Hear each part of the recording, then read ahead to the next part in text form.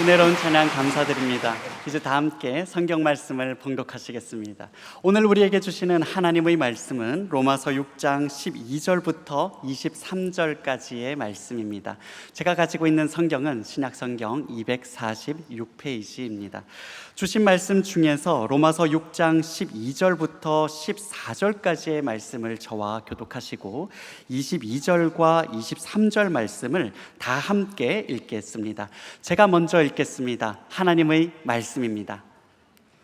그러므로 너희는 죄가 너희 죽을 몸을 지배하지 못하게 하여 몸의 사욕에 순종하지 말고, 또한 너희 지체를 불의의 무기로 죄에게 내주지 말고 오직 너희 자신을 죽은 자 가운데서 다시 살아난 자 같이 하나님께 드리며 너희 지체를 의의 무기로 하나님께 드리라. 14절 함께 있습니다.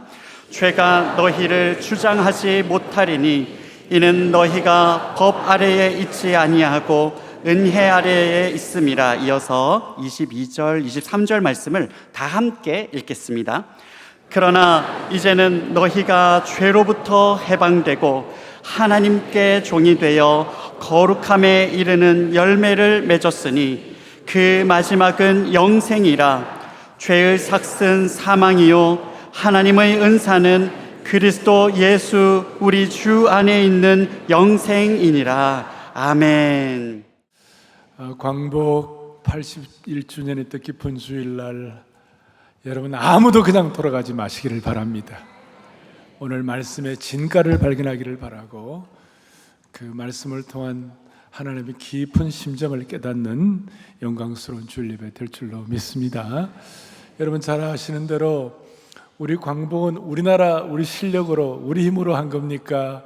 아니면 하나님의 특별한 섭리로 이루어진 겁니까?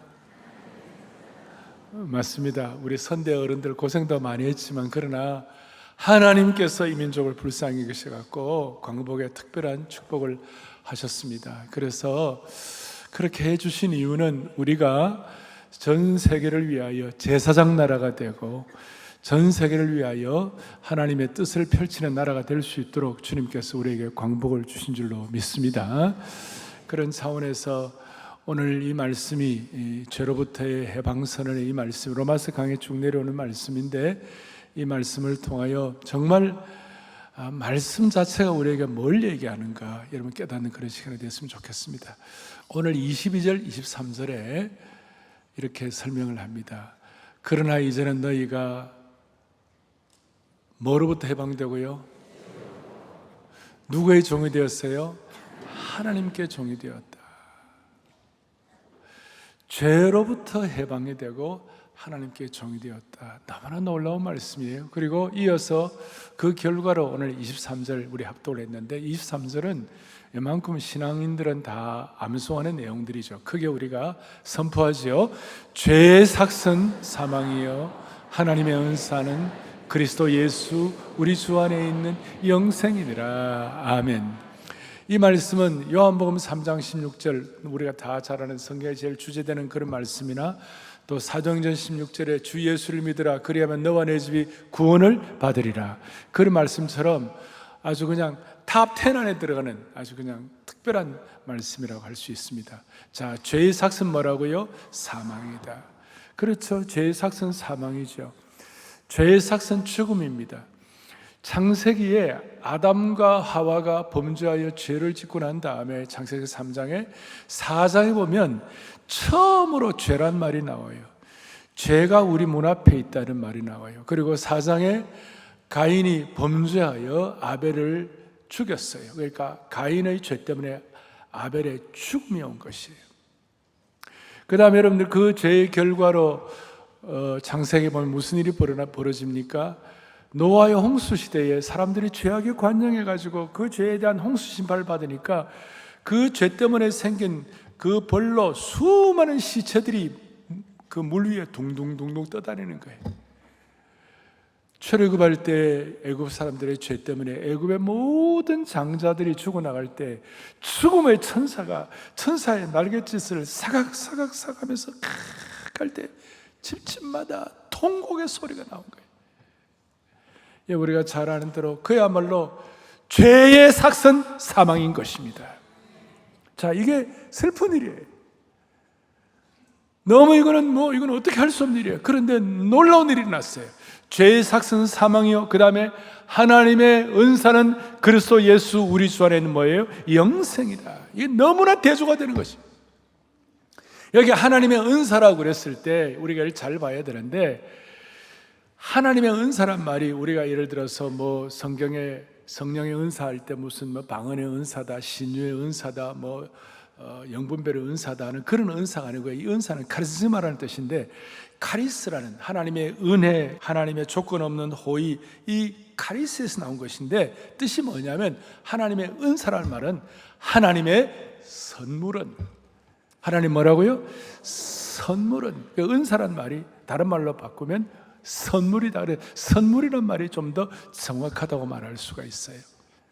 여러분, 관주 성경 갖고 계시는 분들은 딱 밑에 오면 밑에 뭐라고 써놨어요? 은사, 선물, 그런 거 안 써놨으면, 하나님의 뭐예요? 선물은 우리 주 안에 있는 영생이다. 그러니까 오늘 죄로부터의 해방 선언에 총집약이 되는 놀라운 선언인데, 그것이 뭐냐? 죄로부터의 해방을 총집약하는 무슨 선언이라고요? 선물이다.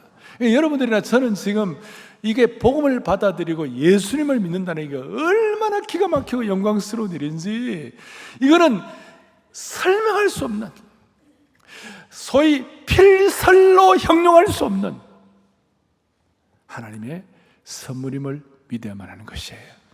이 선물이라는 개념은 우리가 쟁취하는 것이 아니에요. 하나님의 특별한 거예요. 그리고 이것은 우리의 힘이나 능력으로 얻을 수 있는 것이에요. 이건 너무나 프라이슬리스, 값진 것이기 때문에. 그러니까 하나님은 우리의 이 죄의 삭선 사망의 문제를 해결하기 위하여 하나님은 어떻게 하셨는가? 예수는 우리가, 로마 4장 앞에 예수님은 우리가 범죄한 것 때문에 내어줌이 되셨다 그랬어요.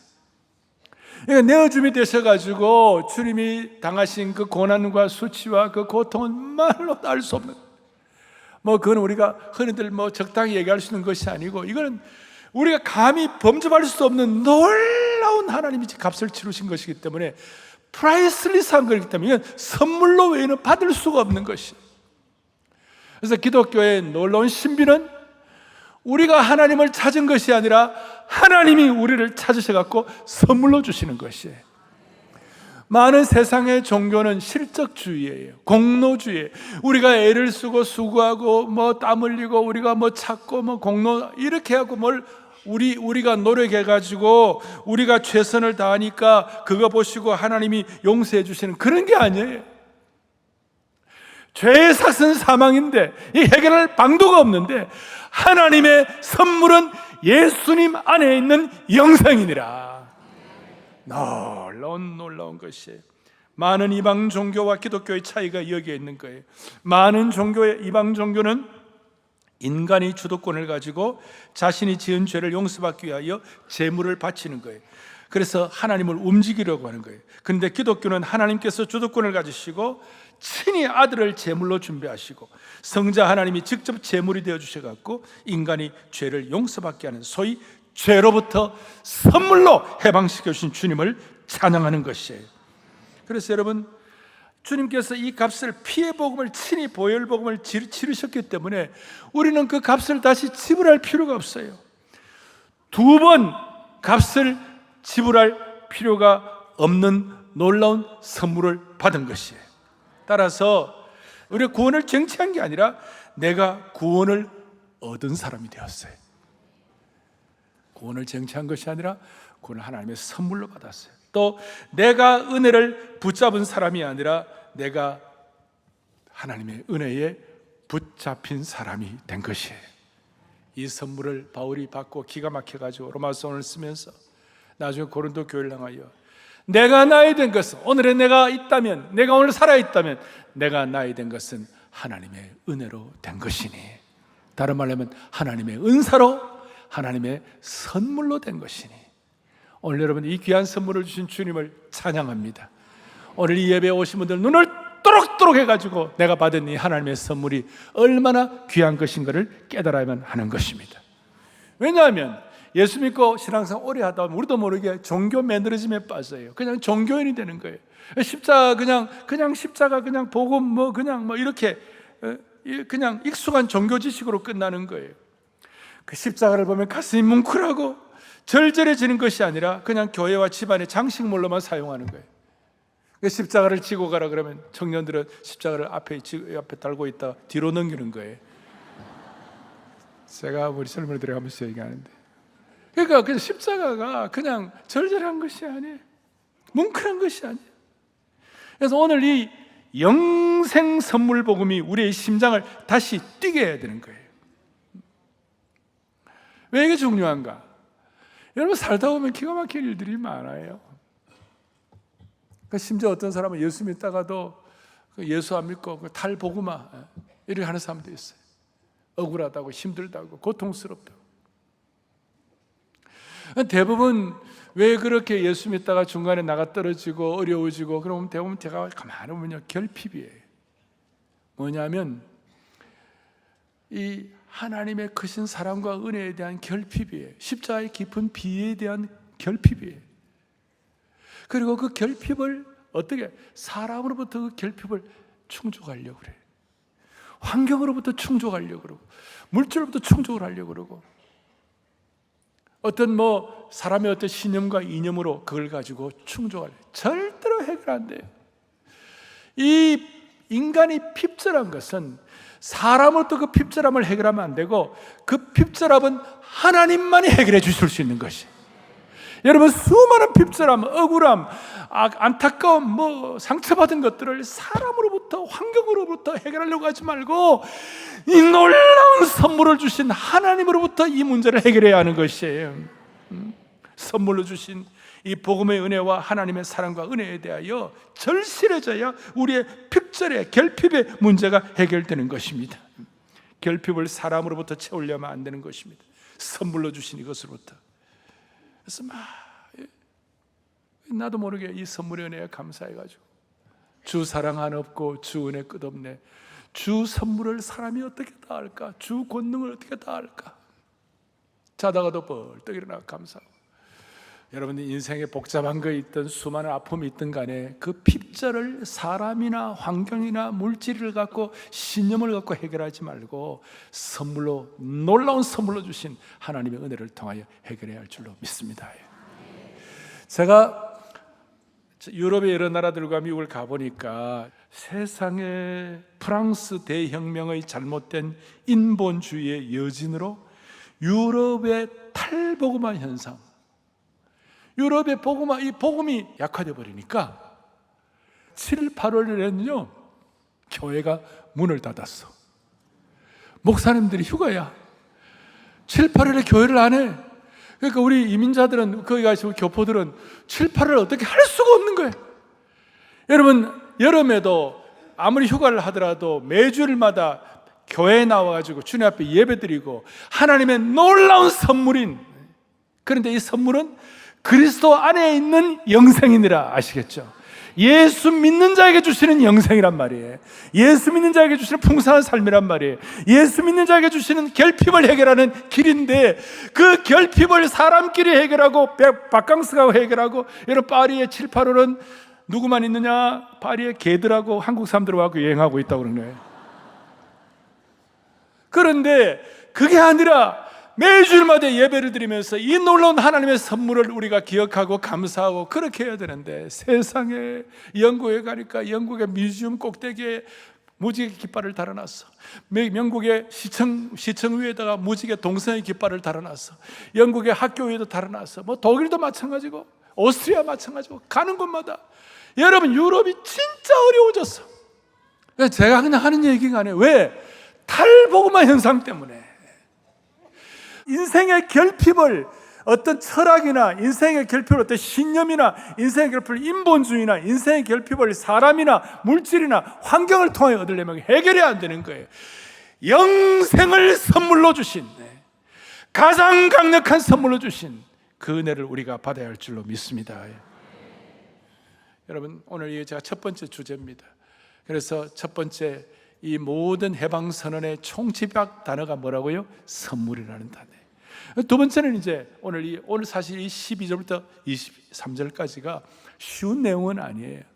근데 저는 기도하면서 어떻게 하면 여러분들이, 저는 이제 책임이 있잖아요. 본문을 정확하게 전체를 해석해 드려야 할 책임이 있으니까 그것도 여러분들이 알아듣게, 한번 보고는 무슨 말인지 잘 모르는 일들이 많아요. 근데 그 다음에는 이제 이런 놀라운 선물을 주셨는데, 그런데 사람들이 죄를 짓는 거예요. 예수 믿고도. 실제 삶에, 우리의 삶의 현장에서는 예수를 믿고도 또 죄를 짓는 거예요. 거기에 대해서 어떻게 하면 12절부터 14절까지, 그러므로 너희 죄가 뭐라고 되어 있느냐면 너희 죽을 몸을 지배하지 못하게 하라. 13절에 너희 지체를 불의의 병기로 죄에게 내어주지 말라. 그리고 13절에 너희 자신을 죽은 자가 살아난 같이 하나님께 드리라. 그 다음 또 너희 지체란 말이 나오죠. 너희 죽을 몸, 너희 지체, 너희 자신, 이 모든 것들이 뭐예요? 우리 전인격이에요. 우리의 전인격이라면 우리의 눈, 코, 귀, 입, 말, 행동, 손발, 이 전체를 우리가 의의 병기로, 불의의 병기가 아니라 의의 병기로, 죄의 종이 아니라 순종 예수님의 종으로, 그리고 의의 병기로 우리가 사용을 해야 되는데, 문제는 우리가 이 죄를 지으면, 우리가 이런 우리의 삶의 전인격을 가지고 은혜를 받아도 죄를 짓는 경우에, 그러니까 죄를 지을 때 나타나는 두 가지 큰 현상이 있으니, 그 두 가지 큰 현상을 명심을 하고 죄를 지을 때마다 그 두 가지 현상을 생각을 하고 죄를 주님 앞에 자백하고 자신을 깨끗이 하면서 우리가 남은 생애를 주님의 주재권을 인정하면서 살아가라, 그 뜻이에요.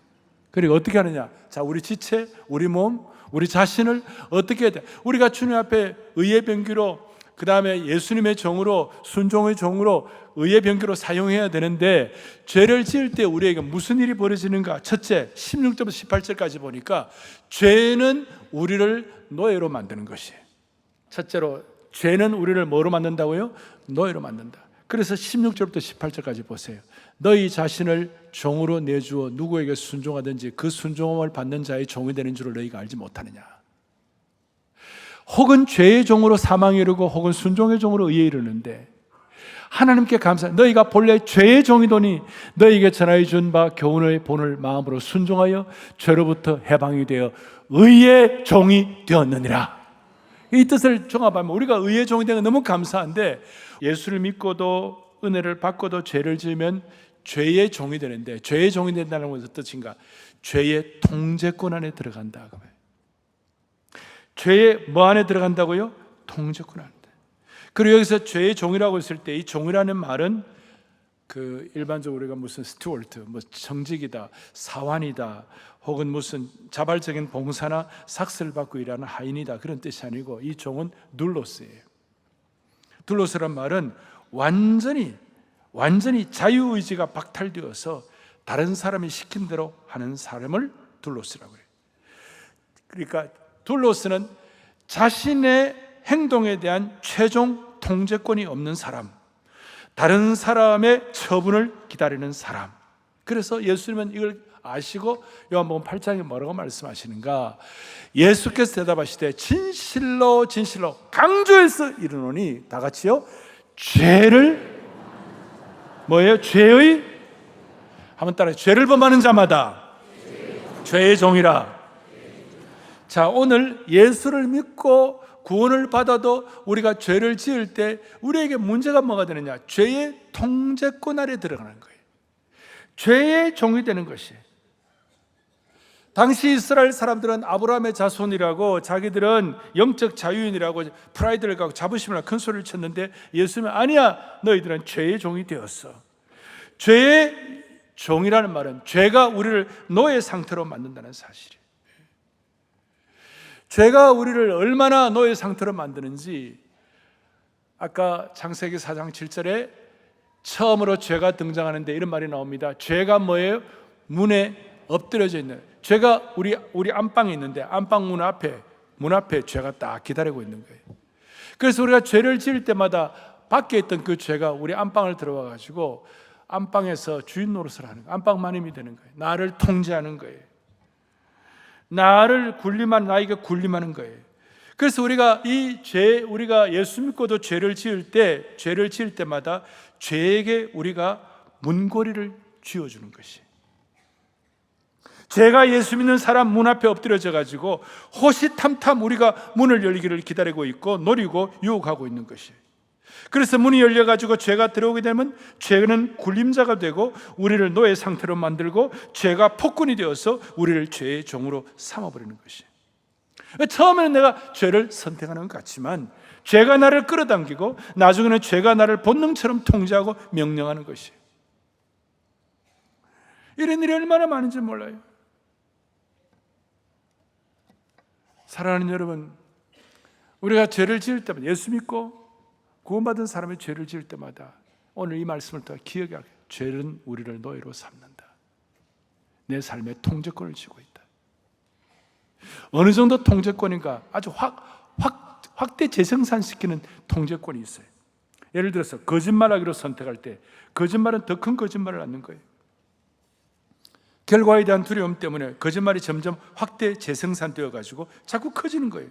한 가지 거짓말은 여러 가지, 10가지 거짓말을 가져온다는 말이 있잖아요. 거짓말을 죄를 짓는 거짓의 죄를 지을 때 우리가 인식하기도 전에 또 다른 거짓말하는 소위 죄의 통제권 안에 들어가는 거예요. 둘로스, 노예처럼. 분노도 마찬가지예요. 우리가 화를 내고 폭발을 하면 상대방도 똑같이 화를 내는 거예요. 부부간에 더 깊은 상처를 받고 원치 않았던 더 큰 싸움에 휘말리게 되는, 이게 죄의 노예 상태 때문에 생기는 현상이에요. 생각하는 것보다도 더 큰 심한 고통을 받는다는 것입니다. 따라서 죄가 우리 문 밖에 있는데 우리가 예수 믿고도 죄를 지을 때 죄가 우리 안방에 들어와 가지고 그것 때문에 우리의 영적 전투와 영적 싸움에서 분리할 수밖에 없는 진지구축을 하게 되면 그래서 우리 제대로 진지구축을 하는 거예요. 죄가 우리 속에 들어오죠. 우리 공산당들은 도미노 영산 해가지고 진지론을 하잖아요. 혁명의 진지론이라는 게 있어요. 죄의 진지론은 어마어마한 거예요. 밖에 딱 있다가 들어가지고 통제권 행사해가지고 딱 장해가지고 우리를 노예 상태로 만드는 것이. 그래서 우리는 죄 짓기 전에는 죄와 피 흘리는 투쟁을 하고, 죄를 짓고 난 다음에는 이게 통제하지 않도록 빨리빨리 처리를 하는 그런 능력을 저와 여러분에게 주시기를 바라는 것입니다. 오늘 81주년 광고 해방주일 날 저는 여러분들과 함께 죄의 종로에서 해방되었다는 선언을 했습니다. 우리는 죄의 종이 아니라 누구의 종입니까? 예수님의 종이다. 오늘 이 주일 누가 우리를 통제하는가? 아니, 나는 누구의 종인가? 거기에 따라서 인생은 완전히 달라지는 역사가 일어나는 것입니다. 오늘 이 시간 죄가 우리를 통제하는 것이 아니라, 우리가 죄의 노예가 아니라, 죄의 둘로스가 아니라 우리가 예수님의 종, 의의 병기가 되기를 축원합니다. 축원합니다. 근데 오늘 이제 가장 중요한 클라이맥스를 말씀을 드리겠습니다.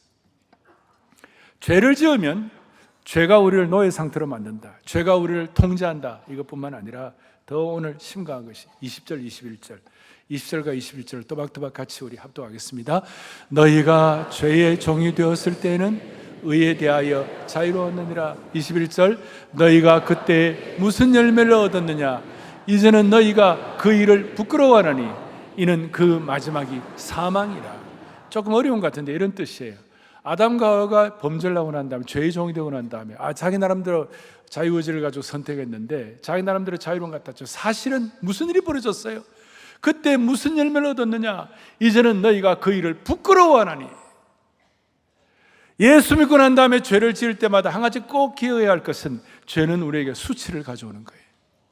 죄는 우리에게 수치심과 부끄러움을 가져오는 줄 믿으셔야 되는 것이에요. 이거는 주님과 나만이 아는 은밀한 수많은 일들이 일어나는데 거기에 수치심과 부끄러움이 있다는 것. 죄를 지으면 수치심과 부끄러움을 가져온다는 것.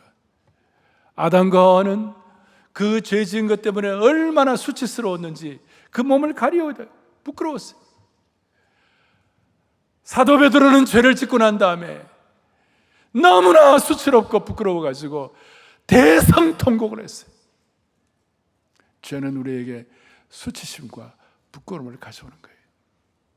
이걸 제대로 깨닫고 나면 우리가 죄 짓기 전에는 피난 투정을 할 수가 있어요. 다시요, 죄가 우리 문 밖에 있어요. 죄가 우리 안방에 들어가고 안방만에 노릇하기 전에 죄와의 피 흘리는 투쟁이 우리에게 있기를 바라는 것입니다.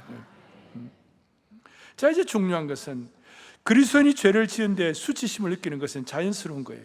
왜냐하면 죄는 실제로 부끄러운 것이기 때문에.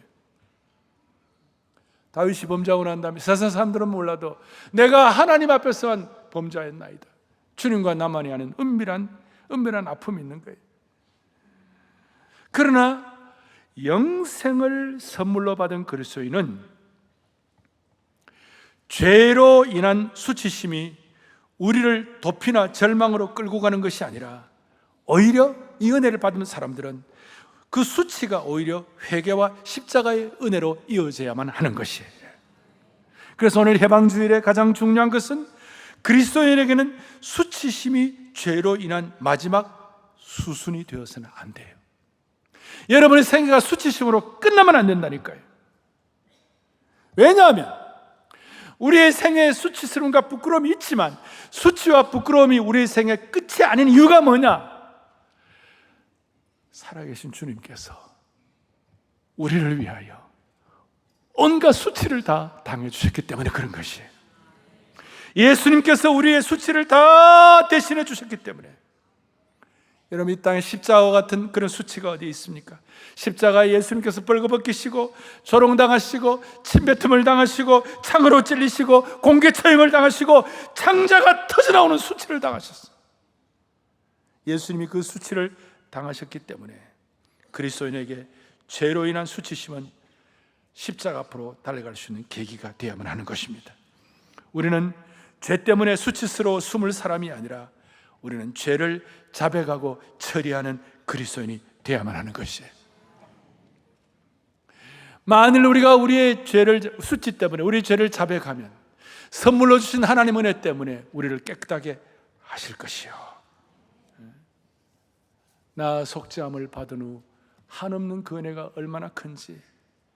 그래서 오늘 사랑의 교회 모든 성도들은 죄로 인한 수치심이 복음으로 재해석을 해야만 하는 것입니다. 여러분, 탕자의 비유에서 돌아온 탕자가 수치스러워가지고 나는 아버지의 일꾼이라 칭함받는 것도 할 수가 없다고, 나는 아니라고, 너무 부끄럽다고. 여러분, 그게 끝이 아니에요. 그 멀리 도망가가지고 돼지 쥐염 열매를 먹는 그 수치 가운데 그 수치로 끝나지 아니하고 그 수치심과 그 아픔이 아버지께로 돌아가는 계기가 된 것처럼, 만약에 그 수치심이 하나님께로 도망치고 끝나버린다면 그건 파괴가 되지만, 그 수치심이 나를 하나님께로 돌아가게 하면 그 수치심이 회개의 문이 열리는 것입니다. 따라서 제가 오늘 좀 정리를 했습니다. 이 세상의 수치심은 숨고 도망가라고 말하는 거예요. 그러나 복음은 영생을 선물로 받고 빛으로 나오라고 말하는 줄 믿습니다. 이 세상의 수치심은 너는 이제 끝났다고 말하는 거예요. 이 세상은 그렇잖아요. 100번 잘하고 한 번 잘못하면 끝이에요. 그러나 복음은 다시 하면 그리스도의 피가 다시 너를 살릴 거라고 말씀하시는 거예요. 이 세상의 수치심은 하나님은 너를 멀리 하신다고 말합니다. 그러나 복음은 아버지는 아직도 거리가 먼데 너를 보고 달려오신다고 말하고, 그러니 때를 따라 돕는 은혜의 보좌 앞에, 선물로 주신 그 은혜의 보좌 앞에 나아가는 은혜가 있기를 바라는 것입니다. 다시요, 그리스도인은 수치가 사라진 뒤에 회복이 시작되는 것이 아니라 수치를 안고 아버지께로 돌아갈 때 시작이 된, 그때에 성령께서 우리에게 영감을 주시는데, 내가 수치스러웠지만 이제 남은 인생을 어떻게 하면 하나님께 더 쓰임받고 어떻게 하나님 더 사랑하고 하나님을 더 기뻐하실까. 제가 오늘 이제 말씀을 정리하면서 한두 가지 적용을 하겠습니다. 오늘 해방주일 날 제가 어떻게 우리 성도들이 오늘 이날 좀 하나님이 주신 은혜와 좀 뜻깊은 시간을 가질 수 있을 것인가. 여기 나이 드신 어른들이나 부모님들 세대는 이 피해 복음과 보혈 복음과 수치를 극복하는 복음과 통제권 노예 상태의 이 인생을 해결시켜주는, 핍절함을 해결시키는 이 해방선언의 이 복음의 깊이를, 실적주의가 아니라 공로주의가 아니라 하나님이 먼저 찾아오신 이 복음의 신비를 여러분 자녀들에게 알려주는 그 역할을 남들에게 맡기지 마시고 여러분들이 그 특권을 누리시기 바랍니다. 믿음의 세대 계승을, 해방선언을, 죄의, 우리 자녀들이 평생에 갖고 있는 원죄의 죄 해방선언을 여러분들이 역할을 감당하시길 바랍니다.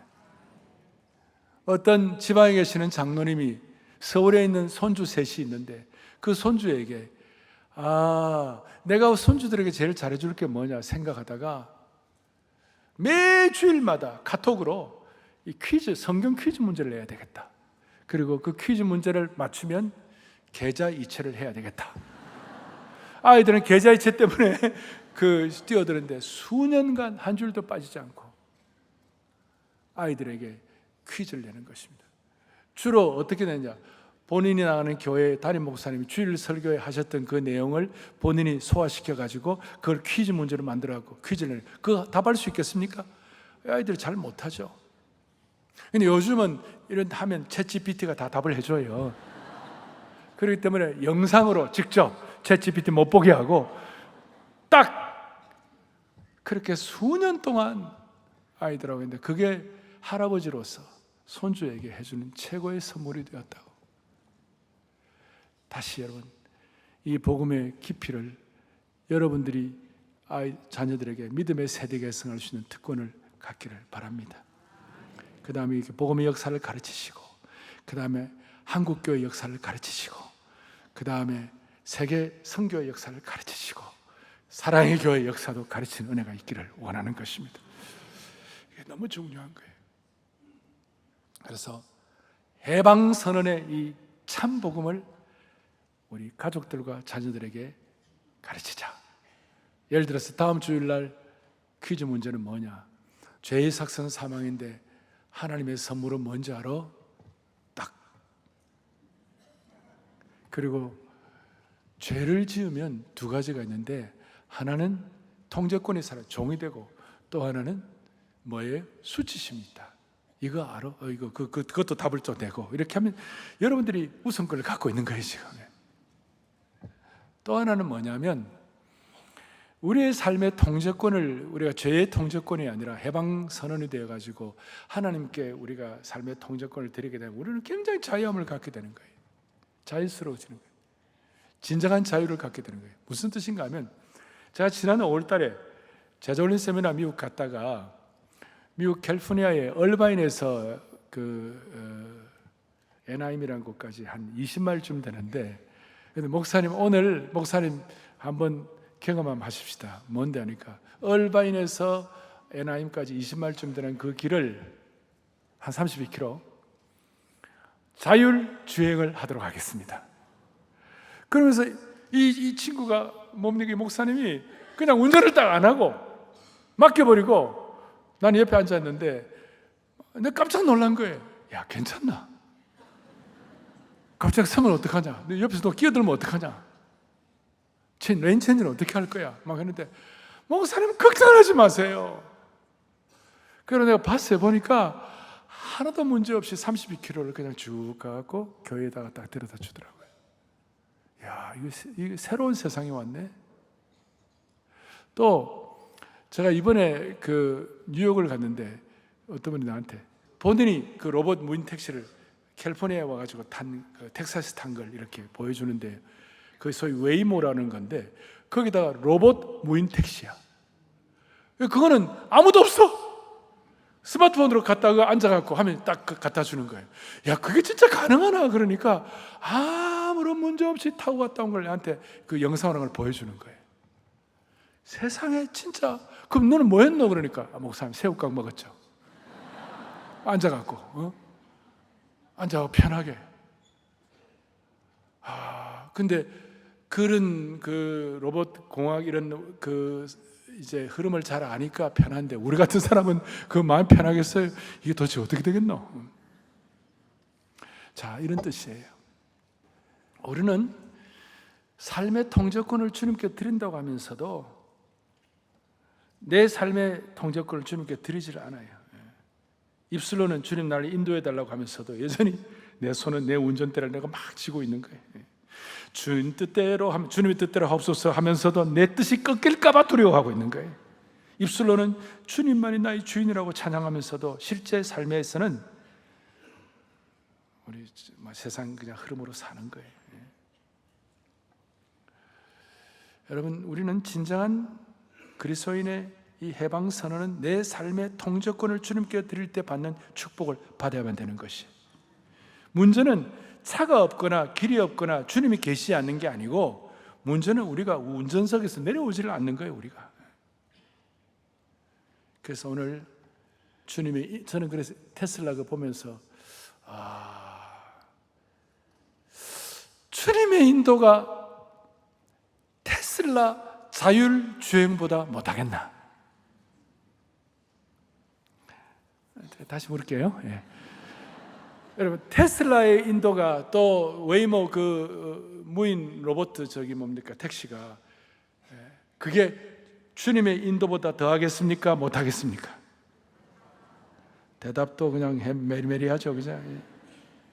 다 크게 대답하세요. 여러분, 주님의 인도가 테슬라 자율주행보다 못 하겠습니까? 오늘 15절에 그럴 수 없느니라. 그럴 수 없느니라. 왜냐하면 하나님의 은혜가 있기 때문에 그럴 수가 없느니라. 그래서 여러분, 주님께 통제권을 드리는 것이 진정한 해방 선언인 거예요. 그래서 저는 테슬라가 아니라 우리는 하슬라, 자율주행이 아니라 신율주행. 우리의 인생의 운전대를 내려놓는 순간 우리가 무너지는 것이 아니라 진정한 쉼을 누릴 수가 있을 줄로 믿습니다. 그럴 때 비로소 창밖을 볼 수 있는 여유가 생기고, 하늘을 보고 나무를 보고 길을 보고 내가 만든 길이 아니라 주님이 열어주신 길이 보이고, 내가 버티는 것이 아니라 선물로 주신 하나님의 은혜가 나를 붙들어 주신 것이 보이게 될 겁니다. 그리고 자율주행 옆에 앉아 있으면 그냥 커피도 마실 수 있어요. 편하게. 테슬라보다 나은 하나님의 은혜를, 하나님의 인도하심을 기대하면서 인생의 창밖을 보는 여유를 갖고 조수석에서 하나님이 주시는 참 쉼을 갖는 사랑하는 형제자매들 되시기를 주님의 이름으로 축복합니다. 우리의 진정성을 가지고 기도하겠습니다. 하나님 아버지, 오늘 주 사랑 하나 없고 주 선물 하나 없고 이 찬양이 우리의 진실된 고백인 줄로 믿습니다. 죄의 삭은 사망인데 하나님께서 우리에게 영생을 선물로 주시는 주님의 은혜 앞에 우리 앞으로 죄에게 조금 더 문을 열어주지 않는 인생 되게 하여 주옵소서. 주여, 세상에 너는 이제 끝났다라고 수치심을 줄 때에 절망으로 도망치지 말게 하여 주시옵시고, 수치심보다 더 큰 주님의 선물 은혜의 품으로 속히 들어오게 하여 주옵소서. 가정마다 자녀들에게 피의 복음의 은혜를 가르치는 귀한 부모님들 되게 하여 주셔서 영적 해방 선언을 계속 계승하는 믿음의 아름다운 신앙의 가문들을 이루어 주옵소서. 이 민족도 주님 불쌍히 여겨주시고, 오늘 이 예배 때문에 이 민족의 현재와 장래가 희망 있게 하여 주시길 원하옵고, 우리 주 예수 그리스도를 받들어 간절히 기도 올리옵나이다. 아멘.